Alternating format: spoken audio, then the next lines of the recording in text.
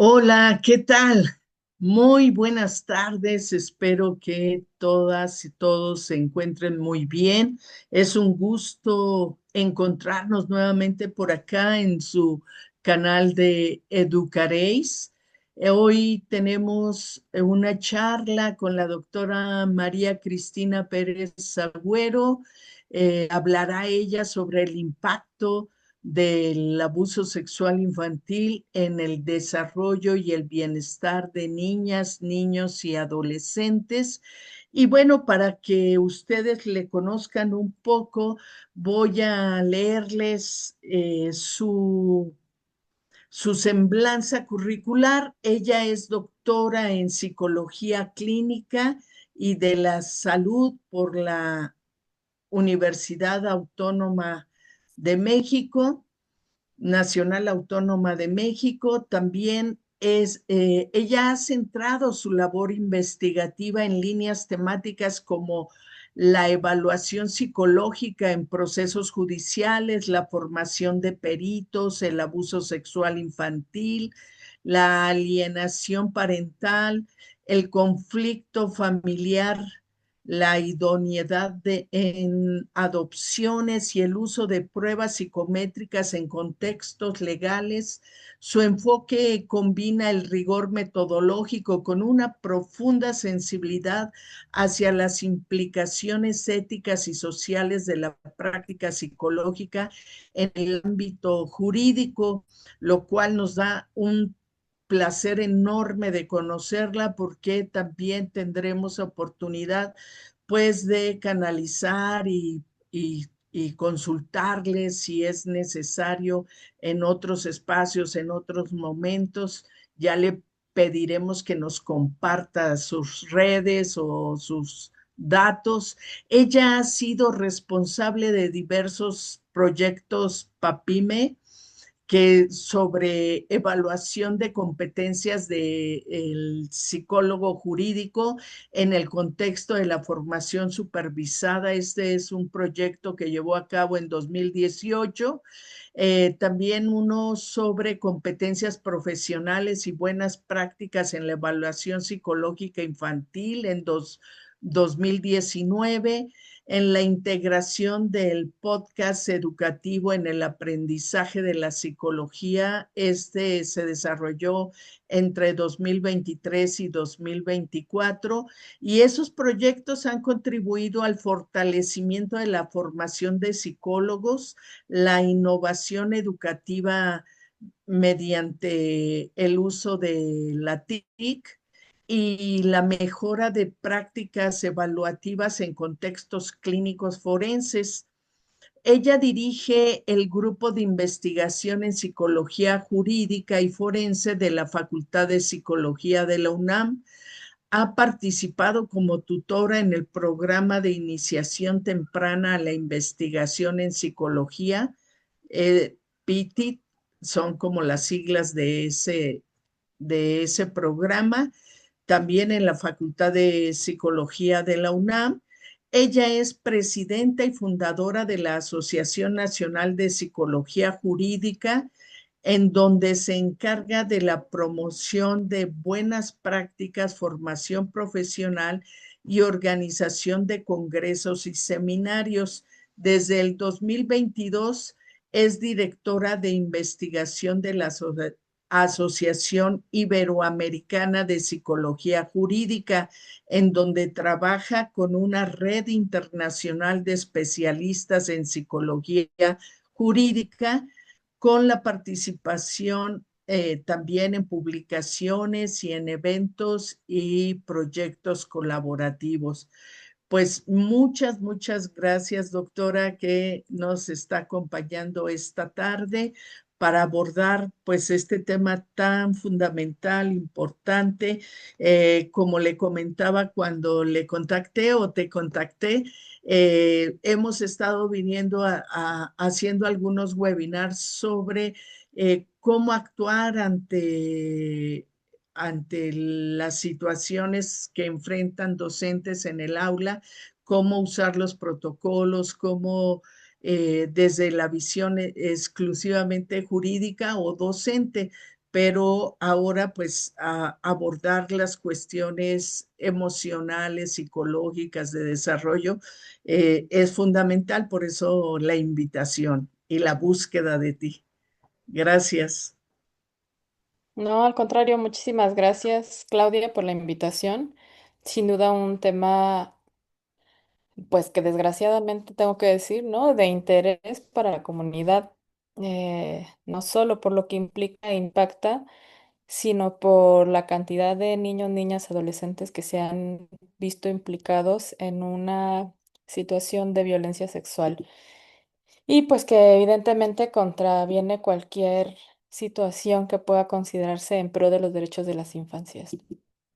Dentro de todo este currículum académico que me hiciste favor de leer, bueno, creo que me faltó algo muy, muy importante para mí, que siempre pues menciono, es que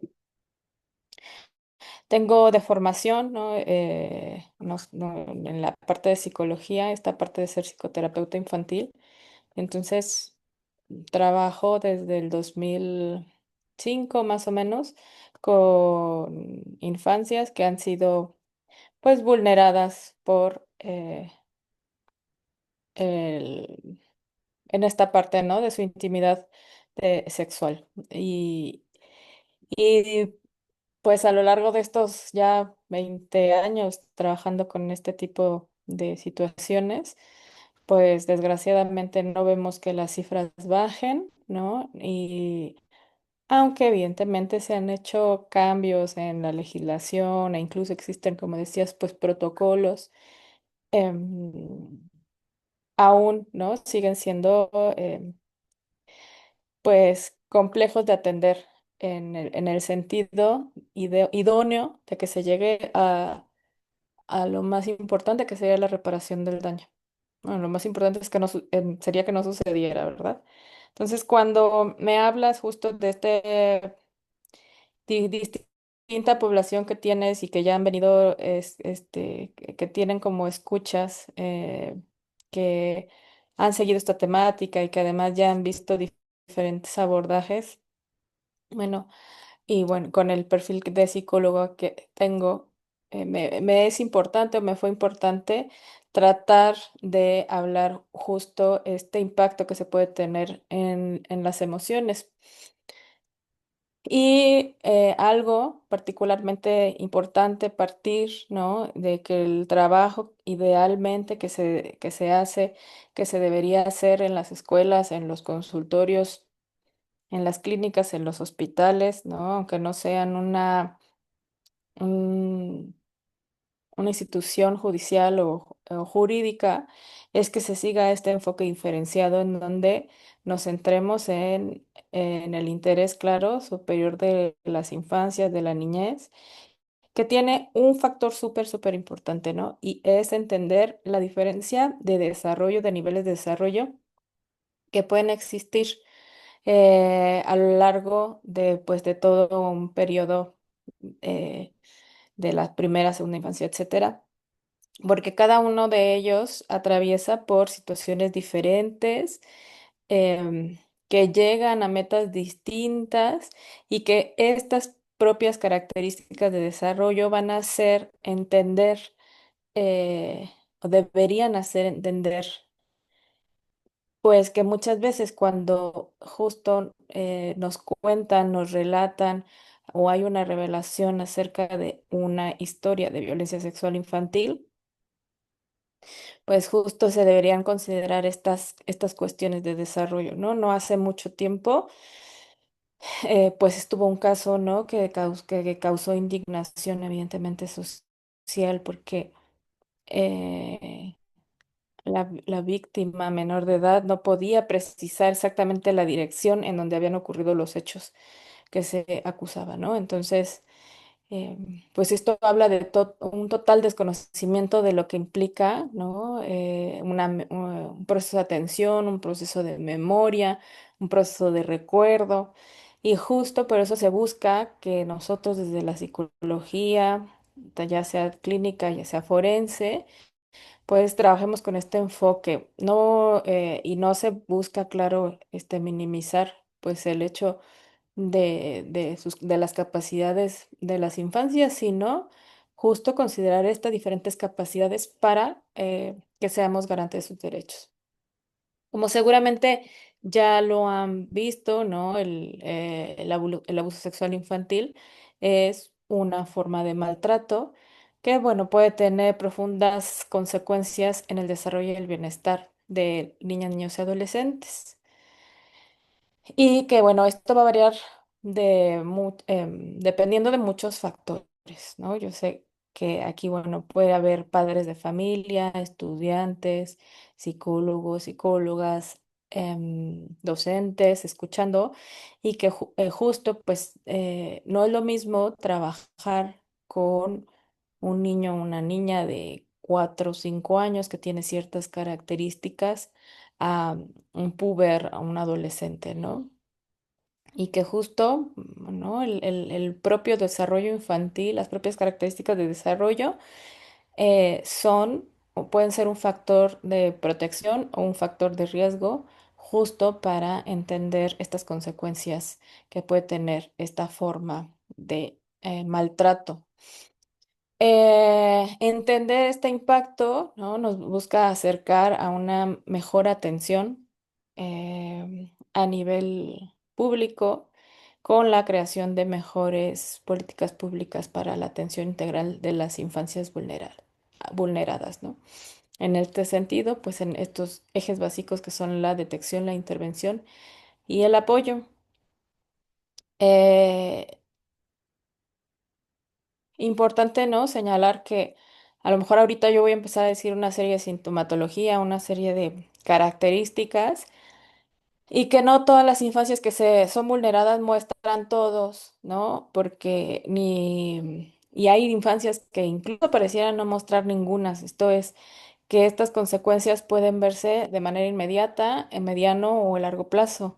Como les decía yo hace un momento, pues esto dependiendo de diversos factores que conocemos como factores de riesgo o factores de protección. Los de riesgo, pues como su nombre nos dice, son el conjunto de situaciones que van a ser susceptibles de que una persona padezca más las consecuencias de una situación o se enfrente a una situación adversa específica. Y los de protección, pues no les serviría para estar alejado de ellos o bien no tener consecuencias tan graves como el hecho lo amerita. Eh, Sin duda, uno de los ejes ahorita que haya cobrado mucho impacto, ¿no? Es el reconocer que hay una afectación en las infancias que son víctimas de esta situación del abuso sexual infantil, ¿no? ¿Por qué? Porque finalmente se transite como se transite, es una situación traumática. Y estas situaciones traumáticas, dependiendo de el momento en el que fue, la cronicidad del hecho, la duración, etcétera, van a producir afectaciones en el desarrollo. Ya estudios de imagen que han surgido más o menos de hace 10 años, 12 años, demuestran afectaciones en el sistema nervioso central. Y esto es muy impactante porque de mucho tiempo se sabe que el maltrato infantil causa estas severas afectaciones en el desarrollo, ¿no? De hecho, una de las maneras en donde nosotros como forenses, por ejemplo, podemos ver en niños muy pequeños los efectos de un maltrato continuado, de un abuso sistemático, es justo estas alteraciones que se dan en el desarrollo, ¿no? Porque a lo mejor no todas las personas tienen acceso a estudios de imagen para ver este desarrollo neurobiológico, pero lo que podemos observar conductualmente, neuropsicológicamente, pues son estas alteraciones a nivel del desarrollo. Entonces, hay pautas muy particulares, ¿no? La amígdala, que es una estructura que tenemos en el cerebro, que nos ayuda a procesar el miedo, pues todo el tiempo está, digamos, sobreexcitada, es decir, tiene una gran reactividad o una gran actividad, lo que propicia que sean niños que estén altamente atentos a procesar situaciones que le puedan poner en vulnerabilidad o riesgo. Y ahorita les voy a explicar esto porque es importante. O sea, las respuestas pueden ser exageradas, ¿no? Incluso a cosas que antes no les causaban temor o que son estímulos neutros para la mayoría de las personas. Para estos niños que han vivido una situación abusiva, pues puede generar esta situación. Hay otro elemento que es hay una estructura que tenemos que es el eje del hipotálamo, hipófisis y las suprarrenales, que nos ayuda a todas las personas para afrontar el estrés, ¿no? Entonces, cuando hay una situación de abuso de maltrato continuada, esto puede desequilibrarse y entonces llevar a que sean niños, niñas que tengan mucha mayor sensibilidad al estrés y por lo tanto se incremente su predisposición a trastornos del estado de ánimo y trastornos de ansiedad. Entonces, imagínense, ¿no? Vivir todo el tiempo o en una situación en donde yo me vivo estresado o en una situación en donde estoy hiperreactiva a muchas cosas que me pueden causar temor o miedo, ¿no? Esto propicia este exceso de actividad cerebral para algunas cosas, que es para mantenerme a salvo de alguna manera lo vamos a ver reflejado en déficits en la cognición, ¿no? Entonces, vamos a ver que son niños, niñas que tienen dificultades en la memoria, que tienen dificultades en la atención y entonces capacidades más complejas cognitivas que se van dando durante el desarrollo a lo largo del tiempo, ya no las desarrollan. Ujú. Y esto, bueno, es lo que les decía, que a lo mejor nosotros no podemos saber si tiene la amígdala activada, porque no tenemos acceso a un estudio de imagen, pero sí podemos ver un deterioro a nivel, por ejemplo, las maestras em, pueden ver que a lo mejor son niños que decaen en el rendimiento escolar o que pues nunca despegan, ¿no? A pesar de que dicen, no. Es que yo veo que podría tener mejores capacidades, pero pues hay algo que no les permite, porque su atención está dirigida a otro foco. Entonces, evidentemente, pues estas alteraciones de regulaciones que se van dando en una sumativa interfieren con la regulación emocional, porque recuerden que un desarrollo cerebral sano implica lo que les decía hace rato, ¿no? Un desarrollo, por ejemplo, de la capacidad de toma de decisiones, de razonamiento, de juicio. Y si toda mi energía está dispersa en otro tipo de situaciones, bueno, normalmente son infancias que crecen con dificultades de regulación emocional en el aprendizaje, ¿no? Y con dificultad en la toma de decisiones. A veces no son las decisiones más adecuadas que pueden tomar. Ahora, justo yo les decía que esto, bueno, no se presenta de inmediato y es sobre el acumulado y es la parte, digamos, neurobiológica que es muy importante voltear a ver y que como maestros, maestras, papás, mamás, que podemos estar alerta a diferentes tipos de situaciones que yo pueda decir, bueno, es que em, entender, ¿no? Muchas veces, porque también no descarto que haya aquí personas que estén escuchando esta plática por la cercanía a algún caso y entonces que puedan entender justo estos cambios que pueden existir y que de verdad, o sea, con un échale ganas o un estoy haciéndolo todo porque se divierta y lo olvide, pues es que hay cosas a nivel químico que están sucediendo y nosotros no podemos, pues, arreglarlo así como nada más con, como decimos vulgarmente, ¿no? Y olvídalo, échale ganas. Una de las situaciones que pasa con las violencias sexuales infantiles es que los efectos pueden ser inmediatos, no haber efectos inmediatos y a veces que se presenten a mediano plazo o bien hasta que se presenten hasta la adultez o eso que se presentó desde el principio persista la adultez. O sea, ¿a qué voy? A que no es que sucede el evento y ya sea una línea directa hacia la serie de características o consecuencias que las infancias van a mostrar a partir del evento sucedido, sino que esto puede ser en diferentes momentos, ¿no? De hecho, cuando a mí en las familias me confían el acompañamiento de sus hijos e hijas en una situación donde han vivido alguna forma de violencia sexual. La verdad es que siempre les digo que, o sea, un poco en la responsabilidad ética, pero también para que ellos, pues, sepan, ¿no? Lo que puede implicar. Y es que trabajar terapéuticamente con infancias que sufren este tipo de situaciones, al momento puede ser como abrir la caja de Pandora, porque muchas veces dentro del relato inicial que se cuenta, pues no sabemos todo lo que hay detrás de todo el acto, toda la situación que pudieron estar viviendo. Pero además, ¿no? Aunque yo pueda ayudar a como que a contener ese avalancha de emociones, situaciones que pueden estar surgiendo, porque es algo que además impacta a toda la familia, que hace movimientos familiares muy importantes, que puede llevar incluso a las rupturas, a los divorcios, etcétera.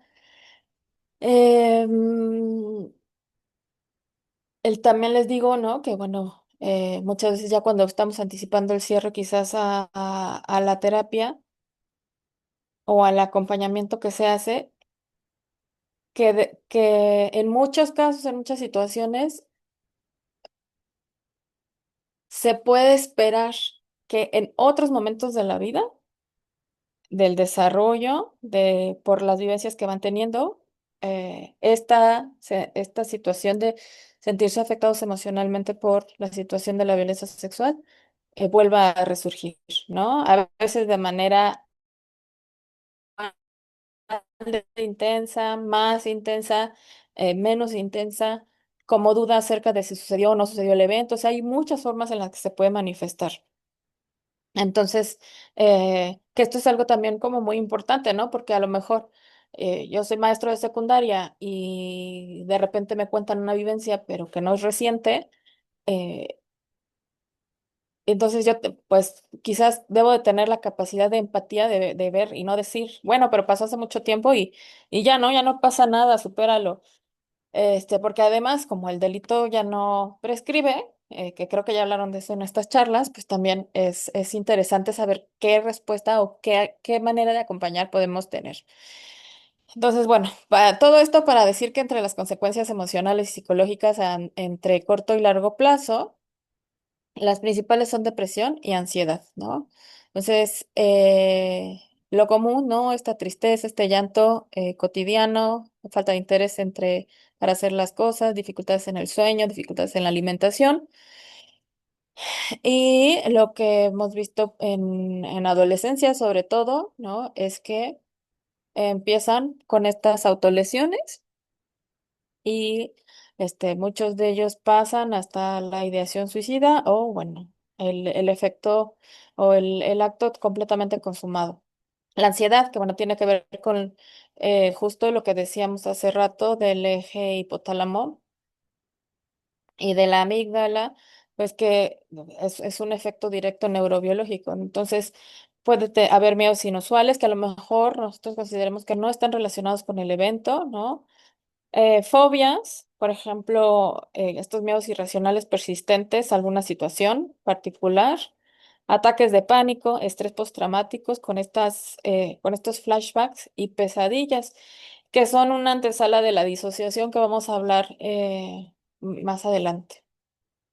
Otra de las cosas que podemos ver y que es de las reacciones que se pueden observar de manera más inmediata es la baja autoestima, ¿no?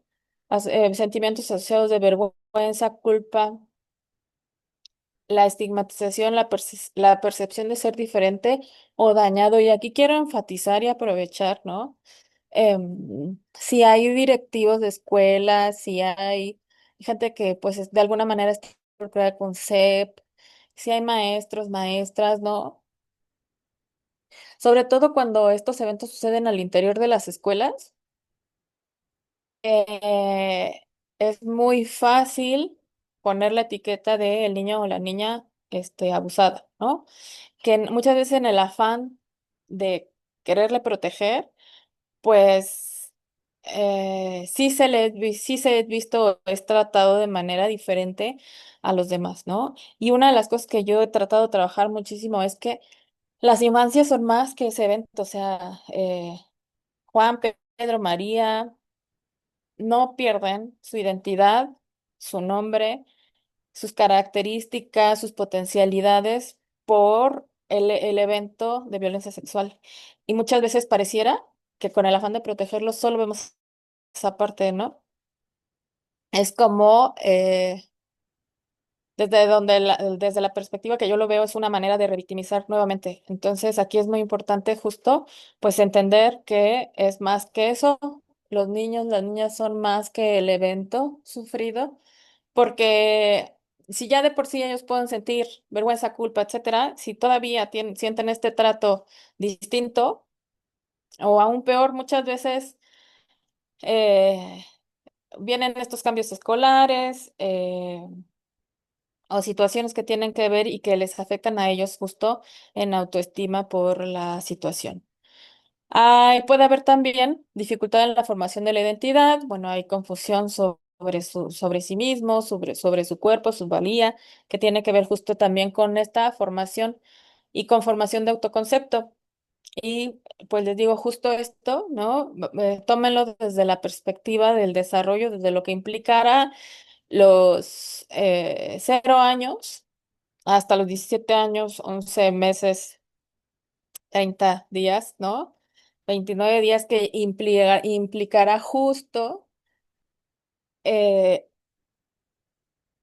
claro, un bebé nace siendo, pues, eso, un bebé o planeado, o deseado, o accidentado, o víctima de violencia sexual, ¿no? Pero bueno, que va a formar ciertas características a lo largo de su vida y que en la adolescencia consolidará esa identidad. Entonces, muchas veces, dependiendo de las características y tipo de violencias sexuales que se vivan, pues se va dificultando esta parte, ¿no? Y que a veces, bueno, hasta tiene que ver con situaciones de insatisfacción corporal, por ejemplo. Entonces, esto es muy importante revisarlo y entenderlo de acuerdo a las necesidades a los requerimientos del desarrollo de cada uno de ellos y ellas. Otro de los efectos que podemos ver, estas dificultades en las relaciones interpersonales. Somos seres sociales por naturaleza. Difícilmente una persona, ¿no? Se puede desarrollar sanamente de una manera individual sin contacto social. Entonces, los niños y las niñas y adolescentes que son víctimas de violencia sexual pueden desarrollar estas dificultades para relacionarse con los demás, ¿no? Para establecer relaciones sociales o interpersonales adecuadas, puede ser con figuras de autoridad o bien con aquellas personas que les representen ya cierta intimidad. Entonces, por ejemplo, lo que yo les decía hace rato, que muchas veces o cuando inicio el trabajo terapéutico les digo, esto que está presentando aquí, que ya se trabajó, puede presentarse en otro momento de la vida. Es justo esta parte, ¿no? Porque, por ejemplo, cuando estamos en la adolescencia, una, tenía una paciente, ¿no? En donde vivió una situación de violencia sexual cuando era muy pequeña, pero no tenía muy claro qué era lo que había pasado. Y justo una cosa que a ella le detonó en la adolescencia fue que las compañeritas empezaban a hablar sobre sus primeros intereses romántico-afectivos, básicamente el primer beso. Y ella entra en crisis y trata de ser, y lo es en su momento, de ser resiliente y decir, bueno, yo ya tuve un primer beso, pero puedo volver a vivir un primer beso, ¿no? Y es a partir de estas interacciones o estos diálogos internos y sociales que, bueno, se le detona esta duda de si había o no sucedido el evento y qué tanto había pasado. Entonces, imagínense, pues que claro, hay una idea ahí traumática de lo que sucedió, pero no tienen mucha claridad, sobre todo cuando son muy pequeños, ¿no? Y entonces resurgen en otros momentos de la vida. En las infancias o en las adolescencias que sucede una forma de abuso sexual, pues pueden verse aisladas, ¿no? Pueden dejar de convivir con personas que convivían anteriormente por esta situación de, claro, no exponerse más, ¿no? Y habrá que hacer una diferenciación entre el aislamiento de las actividades cotidianas básicas a quererse aislar de la persona que les está agrediendo, ¿no? Muchas veces es como una llamada de auxilio o de atención de, bueno, si te llevas bien con el tío Pedrito, ahora ¿por qué no quieres saludar a Pedrito? Bueno, este, si hasta de pijamada te ibas con él, entonces son factores que como padres, como docentes, como psicólogos debemos estar muy pendientes. Y bueno, esta parte, ¿no? Justo del temor a la cercanía física, sexual y emocional en futuras relaciones. Porque pues recuerden que independientemente de el tipo de abuso, si hubo agresión, si fue más de una vez, si fue una persona de confianza, etcétera, pues vulnera esta sensación de confianza, primero de confianza e intimidad, ¿no? Porque pues son forzados a hacer algo para los cuales no están preparados emocional, ni sexual, ni psicológicamente, ni físicamente, ni de ninguna manera. Em, y en el momento en que quizás tienen una edad legal para consentir, consensuar, quizás no tienen mucha claridad de lo que implica, ¿no? Sobre todo por cómo haya sido el tratamiento del abuso. Y con ello no me refiero a la terapia que hayan recibido a lo largo del tiempo, sino a cómo fue escuchado o escuchada, si hubo una revelación y si fue tomada, fue acogida por la familia o el entorno o fue callada, etcétera. Entonces, esto puede propiciar diferentes situaciones. Otra de las cosas que podemos ver y que escolarmente, sobre todo en niños preescolares y niños de edad escolar, pues estos cambios de conducta, ¿no? Que pueden, ¿no? presentarse agresividad, hostilidad, hiperactividad, conducta. Hay un trastorno que se llama trastorno por conducta oposicionista y desafiante o negativista, ¿no? Que son trastornos conductuales severos que tienen que ver con justo con el establecimiento, seguimiento, cumplimiento de normas, disciplinas. Em, bueno, nuevamente los problemas escolares pueden tener mayor probabilidad de ausentarse de clase, presentar un bajo rendimiento académico y dificultades en concentración, que ya veíamos, pues está ligado justo a los trastornos, bueno, a la ansiedad misma y a los factores neurobiológicos del estrés. Hace rato les hablaba de que en la depresión, pues se puede llegar justo hasta el suicidio, ¿no? De la autolesión, el pensamiento y de suicida hasta el suicidio. Y bueno, justo en los comportamientos de riesgo que vemos, sobre todo en púberes y adolescentes, pues tenemos conductas sexuales inapropiadas para la edad, porque bueno, pues claro, se normaliza esa forma de cercanía con el otro, ¿no? O porque al final, pues, sí, es una forma que aprendieron a relacionarse.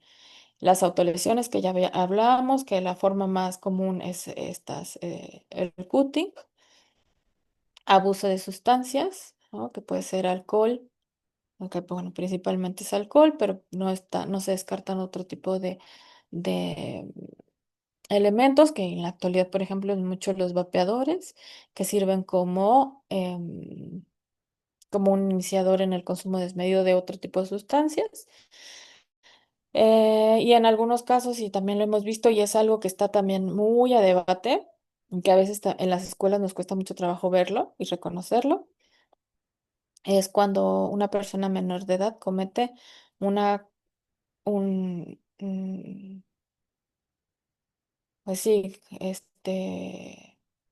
tiene conductas equiparables al abuso sexual infantil en otra persona menor de edad, ¿no? Y entonces, ¿cómo podemos ver esto? Bueno, lo vemos en las escuelas, pero también lo vemos a veces al interior de la familia.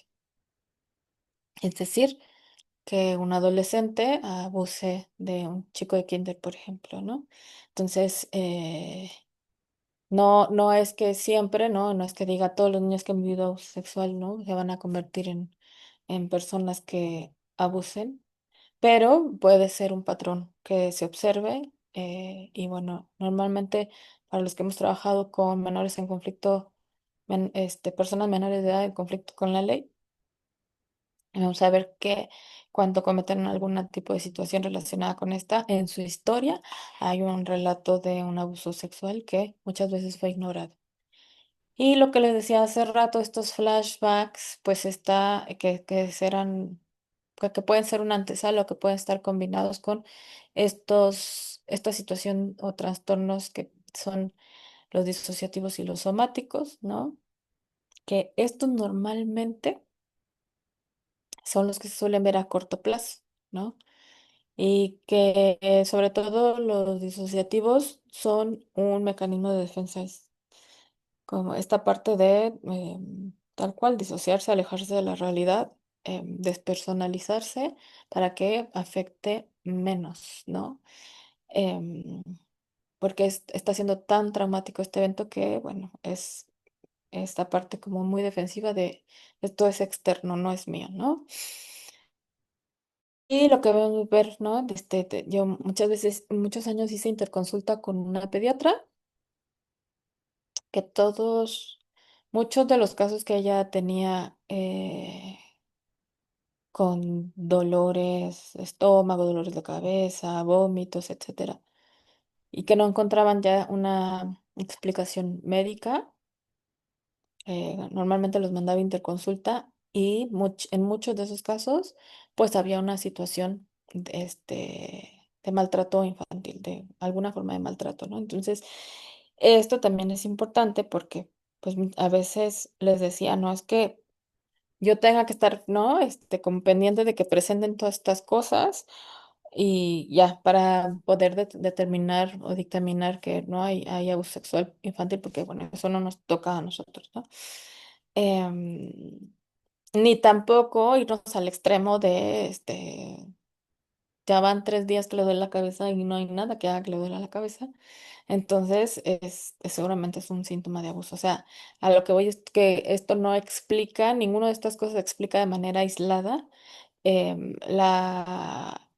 efecto o la consecuencia en el desarrollo, en su desarrollo, su bienestar emocional, que haya sucedido una cuestión de abuso.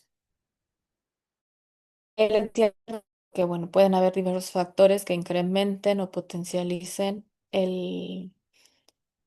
estos efectos, ajá, y que se continúan hasta la vida adulta. Entonces, primero, bueno, la edad de inicio y la duración del abuso.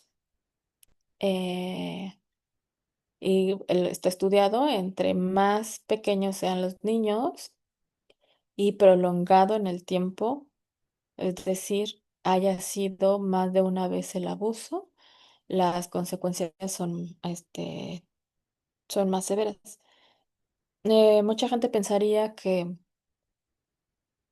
entre más pequeño, eh, pues se le va a olvidar a lo largo del tiempo y entonces no va a sufrir después, ¿no? Pero es más bien el efecto contrario, porque recuerden que cuando somos muy pequeños, ¿no? Y que puesto la evolución, ¿no? Nosotros mismos no nos podemos acordar de cuando éramos completamente dependientes de una persona para sobrevivir. Entonces, ¿qué pasa cuando yo soy tan pequeño, tan pequeña y se rompe esa parte de confianza básica de depender del cuidado de otra persona?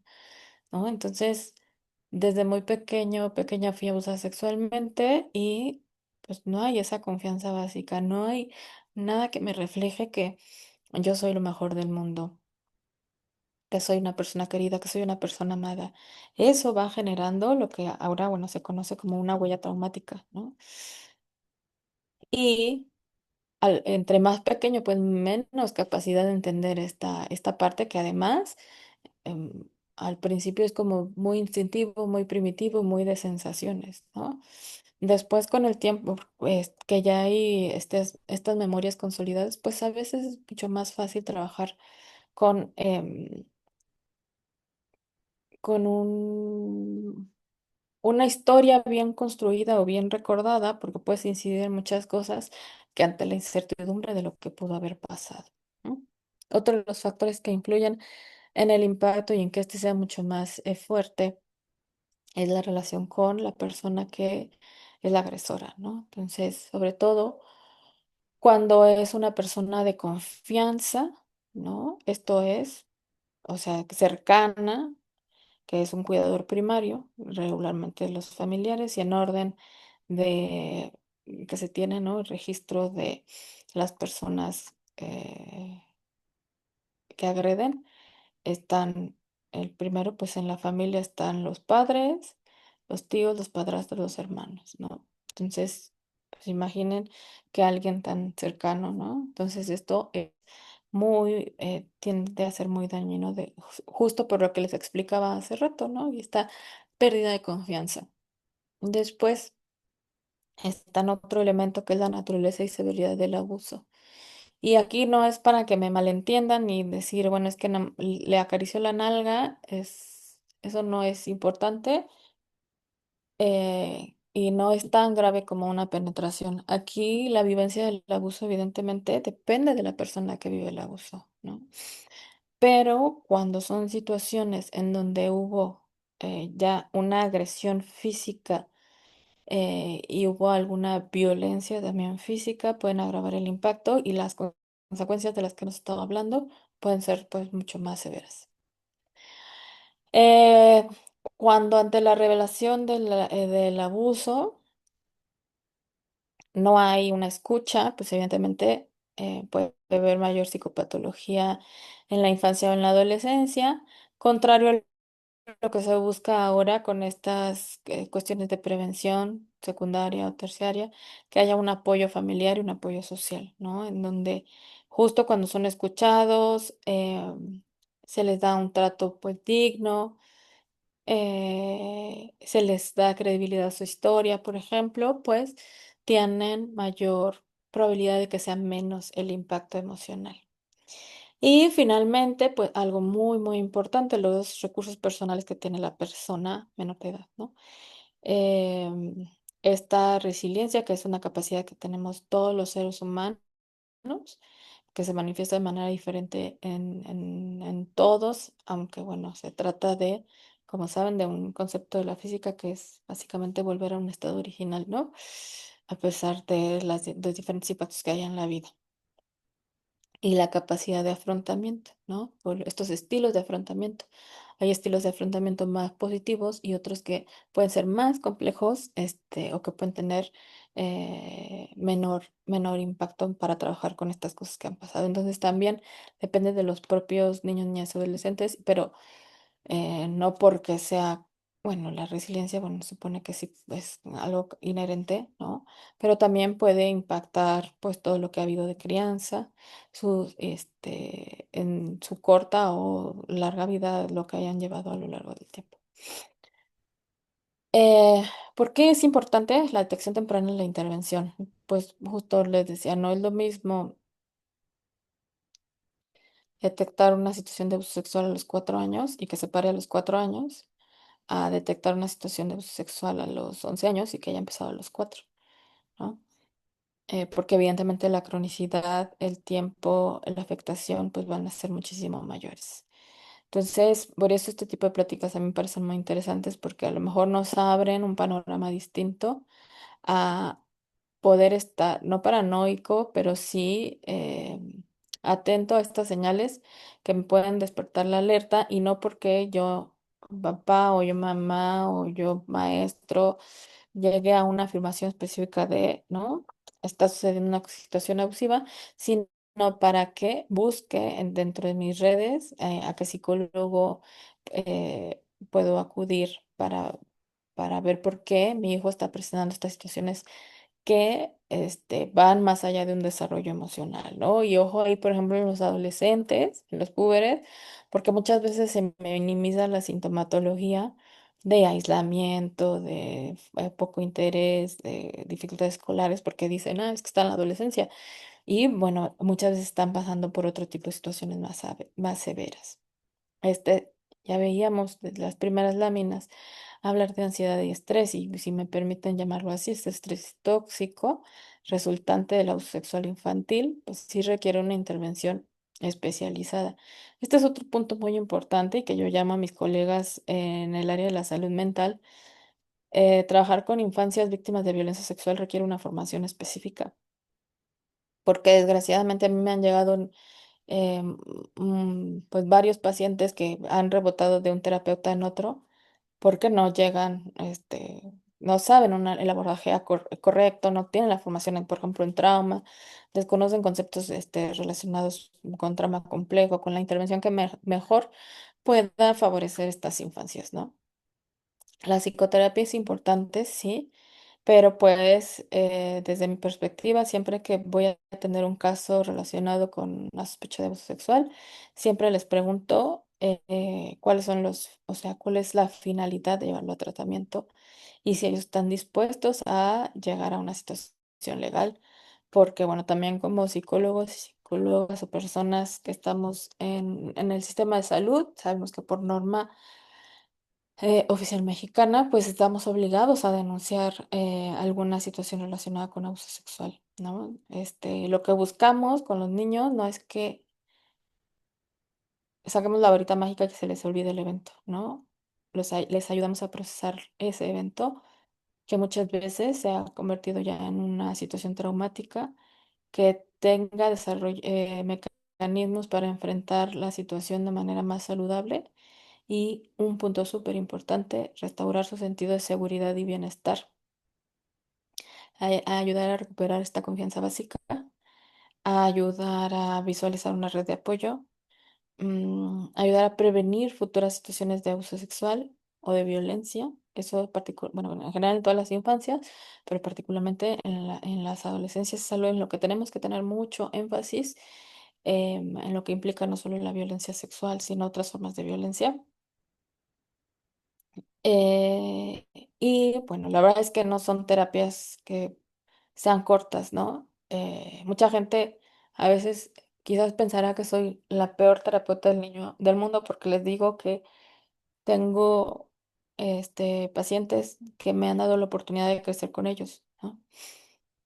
Y no es porque les quiera cobrar toda la vida el proceso de terapia, sino porque siempre es importante esta revisión, ¿no? Y yo tengo pacientes jóvenes, adultos ya mayores de edad que vi cuando niños y que recurren nuevamente al proceso terapéutico para quizás entender algo asociado con ese evento, ¿no? Entonces, el apoyo continuo, ¿no? Y sobre todo la credibilidad de lo que las infancias nos están diciendo es muy importante para su recuperación.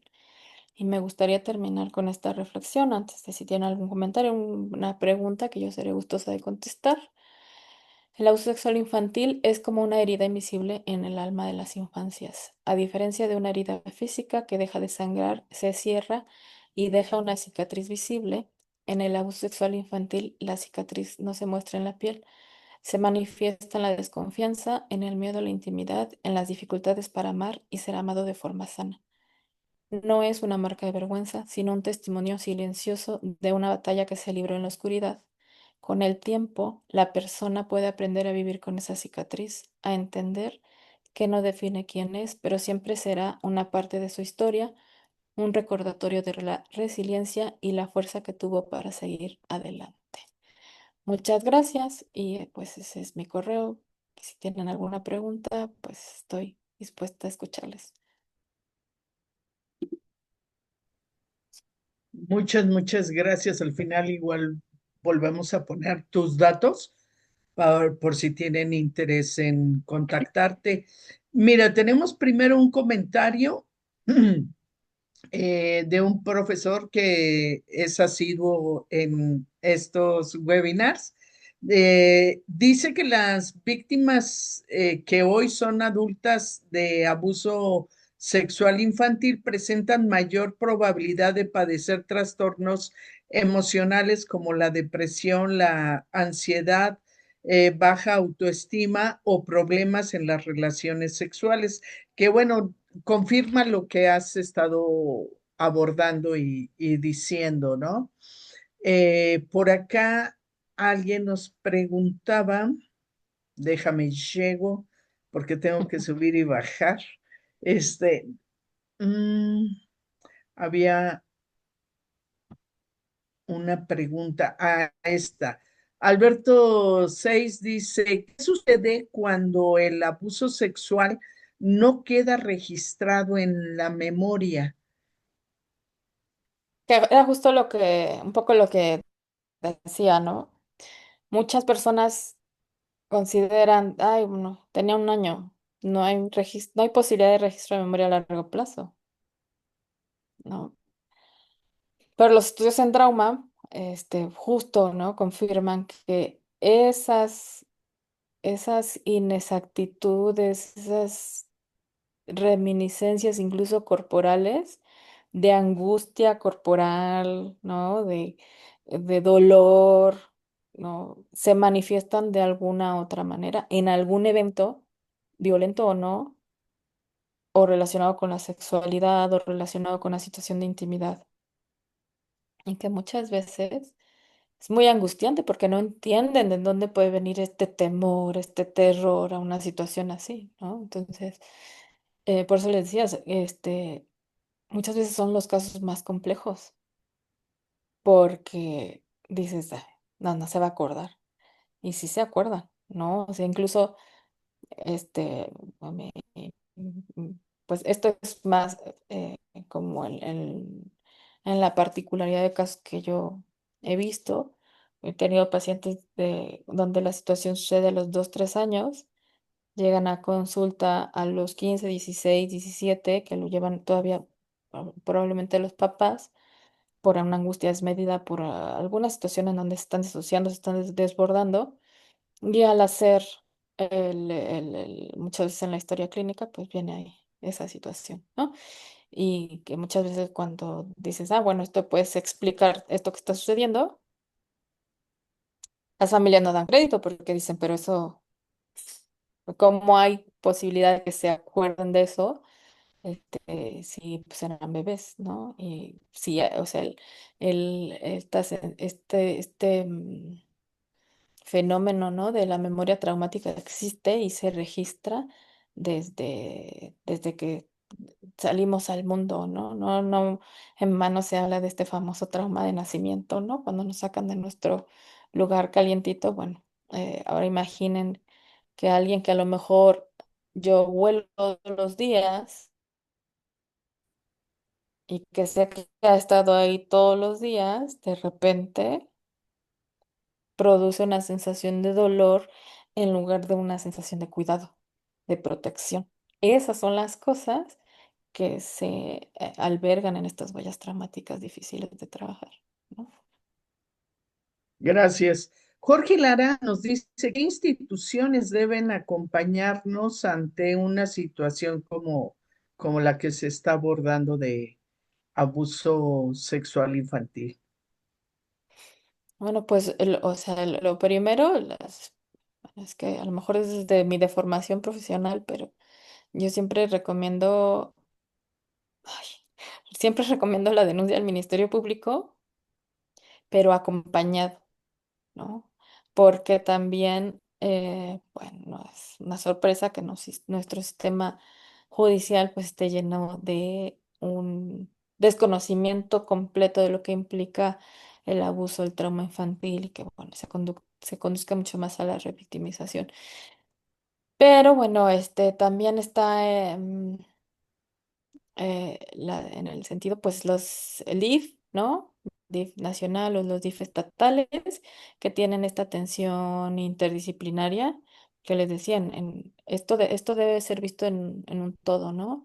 El médico, el psicólogo, el trabajador social y el abogado. Ojalá y bueno, y el Estado, ¿no? La ley nos lo dice, el Estado es garante. En este sentido, pues justo la institución máxima para la protección de los niños, pues es el DIF, ¿no? Que acompaña o que debería acompañar en este tipo de casos. Pero bueno, en los ministerios públicos o cada estado, pues debe tener su procuraduría. Aquí en Ciudad de México, la Fiscalía de Delitos Cometidos en Agravios de Niños, Niñas y Adolescentes, por ejemplo, que pues recibe estos casos de delitos sexuales. Muy bien. Mira, por acá Iván Arellano nos pregunta, ¿cuál es el proceso de la concientización del abuso para no causar trauma?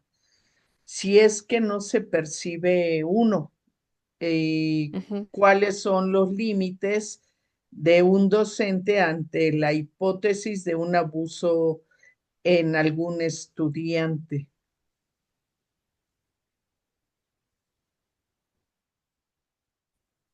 Es interesante porque, claro, es como, sería como lanzar una moneda al aire, ¿no? La probabilidad de... y entiendo que también muchas veces pueden tener justo esta duda. eh, el- Más allá de decirte cuál es el límite, de como docente, yo diría cuál es el protocolo institucional ante una sospecha de una situación relacionada con una cuestión de violencia sexual, eh, que normalmente se reporta a una autoridad y la autoridad es la que, pues como son los representantes o los responsables de los menores de edad mientras se encuentran en la escuela, pues son los que deberían encargarse de. Yo sí, ya he estado en más de un caso en donde el docente o la psicóloga escolar da aviso a los directivos y ahí su representante legal lo habla con los padres y también hace los procesos de denuncia correspondiente ante la fiscalía especializada. Entonces, más me iría por eso, porque lo otro quizás, como docente, no tenga, ¿no? Yo como el entorno, el apoyo suficiente para sostener eso. A lo mejor, por muchas cosas que yo veo, hay cosas que a veces son súper, muy evidentes, pues puedo decir, no es que sí, o sea, estoy muy segura que esto no es normal y que puede ser una cuestión de violencia sexual,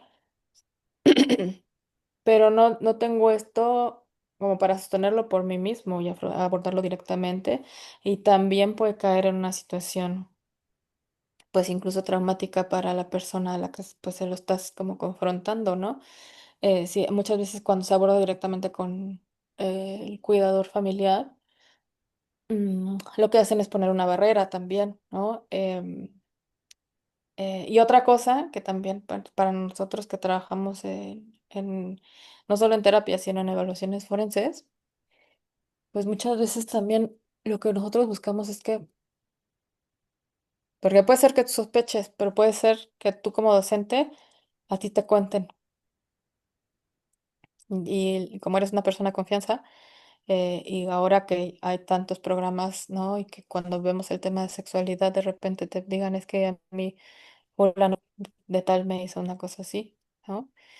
Y también para nosotros que lo vemos en la parte de psicología y que nos acompañamos procesos legales, esa primera plática, esa primera revelación que pueden tener con un papá o con un docente es súper importante, ¿no? Y yo muchas de las consultas que recibo son, pero ¿qué más le pregunto? ¿Cómo le pregunto? Y la verdad puede sonar como muy de, ay, no, o sea, no le preguntes porque no sabes cómo preguntarle. Pero esa ventanita que se abrió, o sea, lo que hay que hacer es mantenerla abierta y no así abordar con un montón de preguntas porque a veces una toma hecha puede ser que esa ventanita se cierre, ¿no? Y lo que yo puedo hacer son, lo que decía hace rato, el entorno debe afirmar y debe proteger, ¿no? Es importante esto que me cuentas, ¿no? Quieres que lo tengo que comentar con a un papá y bueno, muchas veces los mismos niños te dicen, no, con mi papá no, no, y pues porque evidentemente pues por ahí puede haber ahí alguna situación.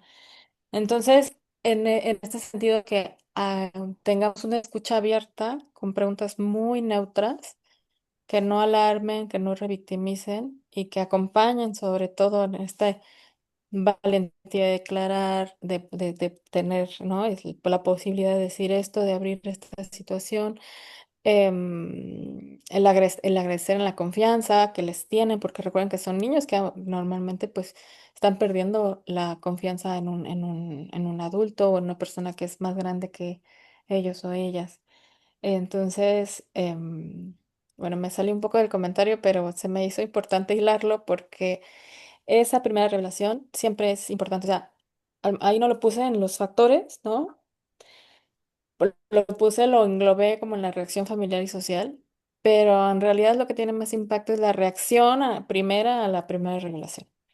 Entonces, si es una reacción de susto, de miedo, de mejor cállate, de no te creo, es muy probable que los niños se retraigan o que, bien, pues al no sentirse escuchados, las consecuencias emocionales son más complicadas. Espero haberte respondido a tu pregunta y ampliado algo más.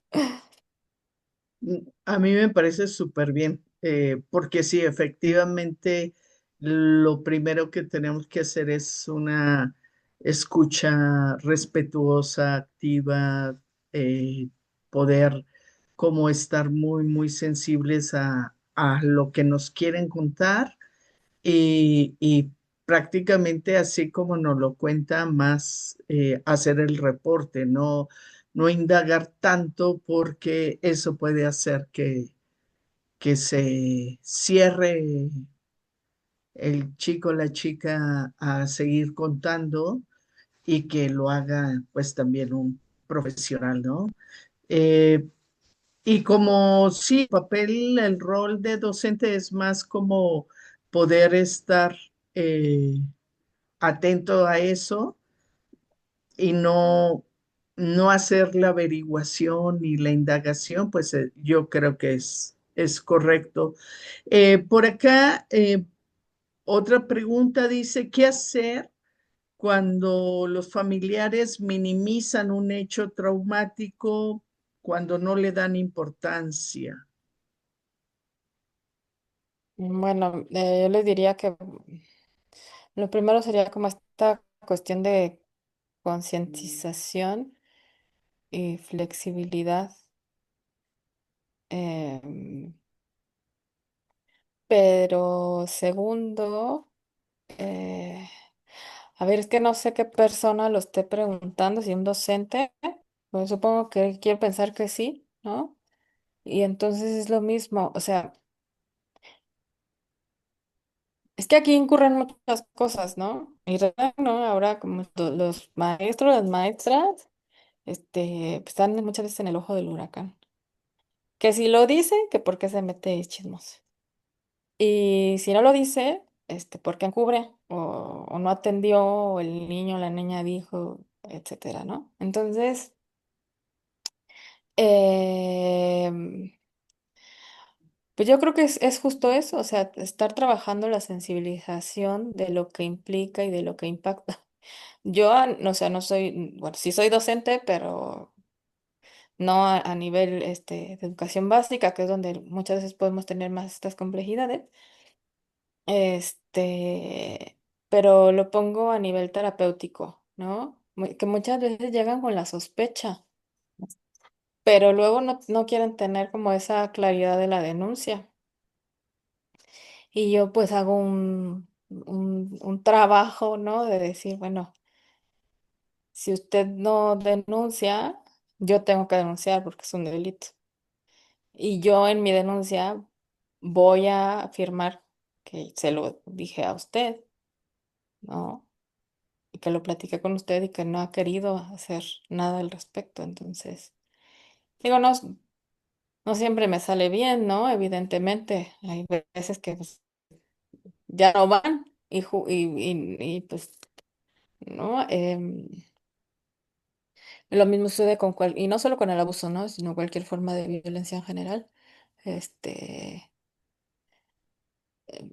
quizás, ¿no? Las violencias sexuales, y que estemos pensando en abuso sexual infantil, pero dentro de las formas de abuso sexual infantil, pues hay un gran abanico, ¿no? Que va de tocamientos a la explotación sexual comercial de infancias, ¿no? Entonces, pues en ese abanico hay diversidades de cosas que se podrían hacer, ¿no? Pero en eso yo diría, ¿no? Esta constante sensibilización de lo que implica, que desgraciadamente sigue siendo un tema tabú. No sé si recuerdan hace algunos años. Hubo una campaña muy grande y había espectaculares y en el radio de no sé qué, esto es abuso sexual infantil, denuncia. Y yo estaba, bueno, estaba muy estresada pensé que se nos iban a venir así cantidad de denuncias. Y no, a pesar del número de casos que existen y el subregistro que hay, ¿no? Porque es la sexualidad y el tema de la violencia sexual sigue siendo un tema tabú, ¿no? Entonces sí hay por hacer en ese sentido. Sí, yo creo que es fundamental que estemos trayendo a la conversación en todos los espacios y que por primera vez y un poco empujado por una cuestión de la Corte, la SEP esté teniendo un día en el calendario donde se tiene que hablar el tema. Ojalá el abordaje sea el correcto, ojalá y hablemos más sobre esto para estar evitando que siga siendo ocultado, siga siendo callado, porque evitaremos, ¿no? Y que sea sancionado, porque así se podrá evitar que siga sucediendo, sobre todo en la proporción en que sucede. Eh, Margarita Cruz nos pregunta cómo saber si un adulto fue violado en su infancia o violentado, porque cuando se le toca la nalga, se pone a la defensiva y se altera y realmente no tiene seguridad de si ha pasado o no. ¿Qué habría que hacerse por la reacción que tiene? Sí, aquí justo lo que le decía, ¿no? Eh, un síntoma no hace que haya pasado, ¿no? El cuidado corporal extremo, esta insatisfacción con la cercanía física puede tener muchas explicaciones. Pero lo más recomendable es asistir a terapia, ¿no? Con una persona que tenga una formación centrada en trauma eh, y que le pueda ayudar a explorar diferentes situaciones, ¿no? También saber que, bueno, es como cuando en un peritaje, ¿no? Nos digan si sucedió el abuso. A ver, no tengo varita mágica, bola de cristal, don de la adivinación. Yo puedo encontrar como psicóloga indicadores compatibles con una vivencia traumática, con una vivencia de abuso sexual, ¿no? Pero yo no puedo determinar cómo, cuándo y quién fue, ¿no? Porque casi nos piden la media afiliación de la persona agresora. Puedo encontrar sintomatología compatible, puedo encontrar muchas cosas alrededor que ayuden a explicar y será parte de quien investiga, este, pues conjuntar todos esos elementos. Ajá. En este sentido es lo mismo, o sea, un solo síntoma, pues, ¿no? Y sobre todo si causa mucha incomodidad en la persona, pues lo recomendable es asistir a un proceso terapéutico, un acompañamiento y en donde, bueno, se puedan revisar diferentes situaciones o diferentes cuestiones que pueden estar relacionadas con esta dificultad con la cercanía. Acuérdense que ahora también hablamos mucho de neurodivergencias y muchas cosas que nos suenan así súper raras y extremas, no necesariamente tienen que estar relacionadas con un evento traumático. Pueden ser una forma neurodivergente de reaccionar de una persona, ¿no? Y que se ha, se ha identificado ya o se ha exacerbado ya más o es más evidente hacia una etapa determinada. Muchísimas gracias. Hay muchos mensajes de agradecimiento por la excelente información y bueno, pues pasaremos ahora a los anuncios. María Aurora, si gustas iniciar, por Cla- favor. Claro que sí, Clau. Pues somos Educaréis, un programa de educación integral en sexualidad para docentes y nos puedes encontrar todos los miércoles de 7 a 8 de la noche, horario de la Ciudad de México. Estamos en Facebook con un webinar tan interesante como el del día de hoy. También tenemos un grupo en Telegram, que es una aplicación en donde puedes encontrar cápsulas educativas.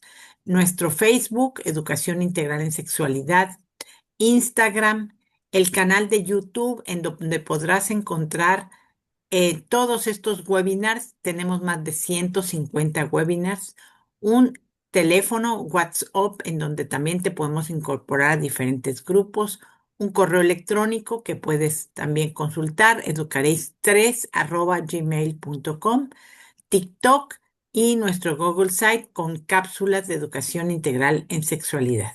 Adelante, Clau.